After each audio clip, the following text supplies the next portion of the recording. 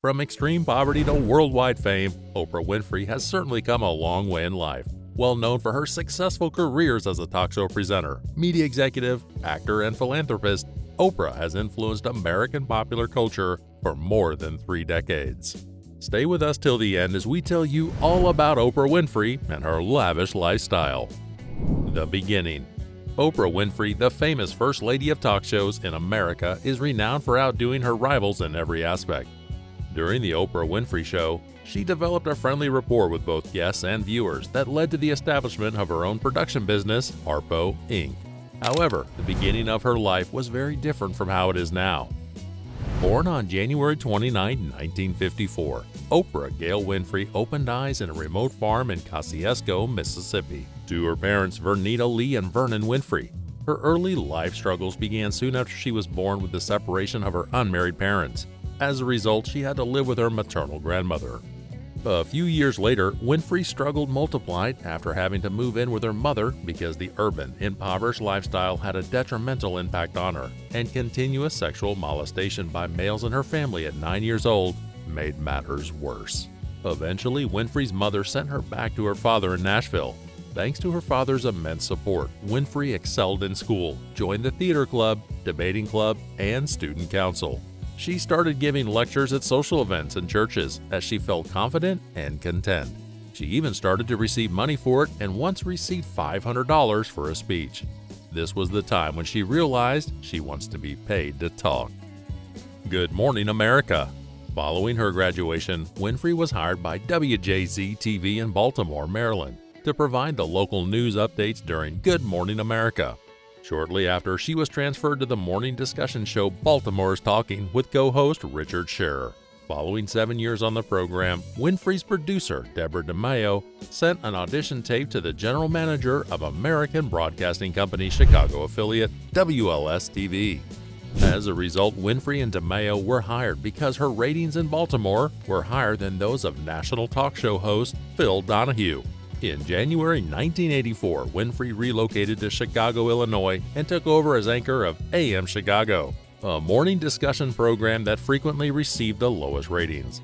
After 1 month of running the show, Winfrey switched the focus of the program from traditional women's issues to hot-button subjects, and after that, it was on par with Donahue's show.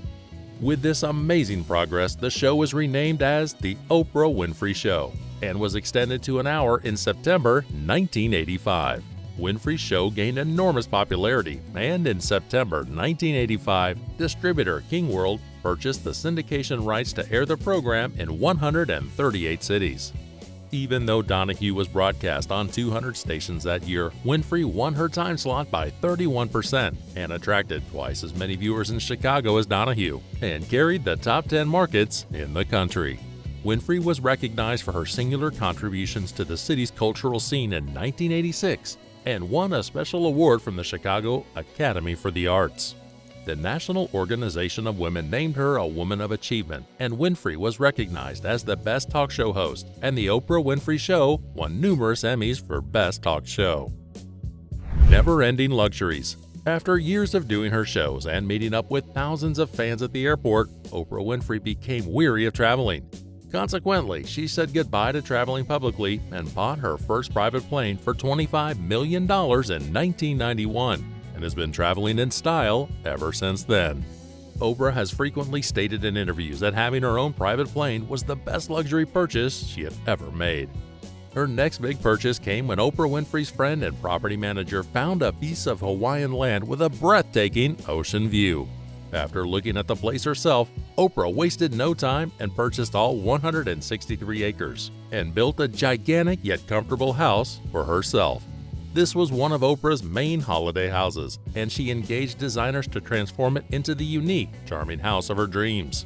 In the words of Oprah, "The mansion feels like a cozy blanket." It is worth mentioning that, despite all the lavish mansions she has, Oprah Winfrey loves to be outside and appreciate nature. As a result, when she constructed her huge California home, she obviously required an equally lavish garden she could enjoy. In order to do this, she reportedly engaged celebrity designer Dan Befano to put it together and coordinate with the rest of her home. Upon finishing, Oprah Winfrey's California property had close to 600 rose plants. So the celebrity decided she needed a cutting room. As a result, it was transformed into a private tea house that was the ideal place to sip tea, soak up the sunshine, and admire her flowers via a grand archway. Interestingly enough, while inside, the only sounds audible are the birds singing outside the windows, the breeze rustling the curtains, and the water trickling in her enormous fountain. Moreover, any type of electronics are not permitted in Oprah's serene tea room. In 2015, Oprah Winfrey expanded her extensive portfolio of real estate by purchasing a holiday property in Telluride, Colorado. The $14 million property is the ideal spot to stay during the winters while hitting the slopes, or you can stay inside and enjoy the private spa, treetop bonfire pit, and the spacious wine cellar.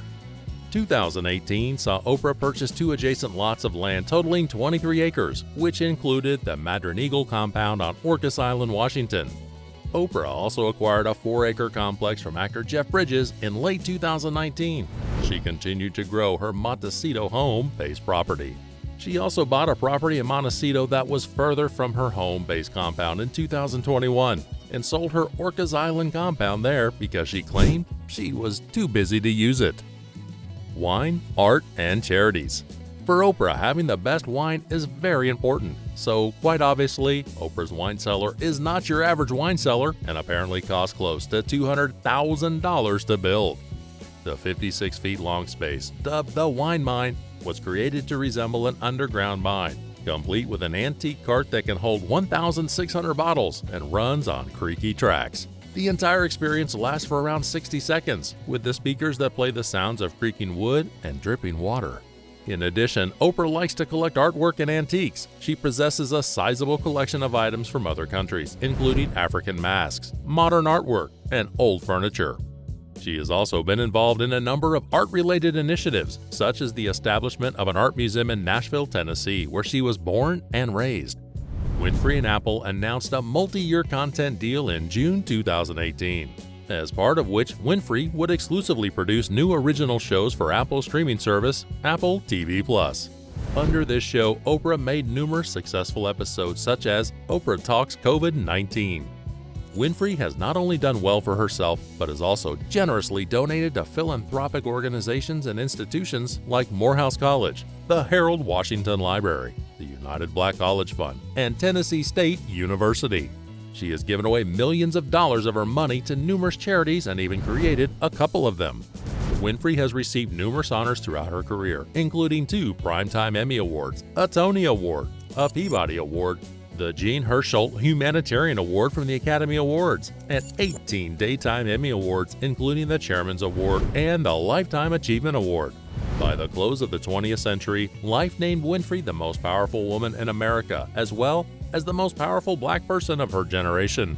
Winfrey was also named the most influential black person and most influential lady of the last 25 years by USA Today in 2007.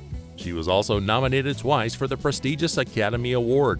In 2021, Winfrey was chosen to join the American Academy of Arts and Sciences. Amazingly enough, Winfrey was the sole black billionaire in the world from 2004 to 2006, according to Forbes' list of the world's billionaires. She became the first black woman to reach that milestone in 2003. Fast forward 20 years, Winfrey has a net worth of more than $2.5 billion and is one of the biggest celebrities in the world. That's it from today's video. We hope you enjoyed the content of the video. If you did, show some love and hit that like button, and don't forget to subscribe to our channel so that you never miss out on any of the amazing videos we have in store for you.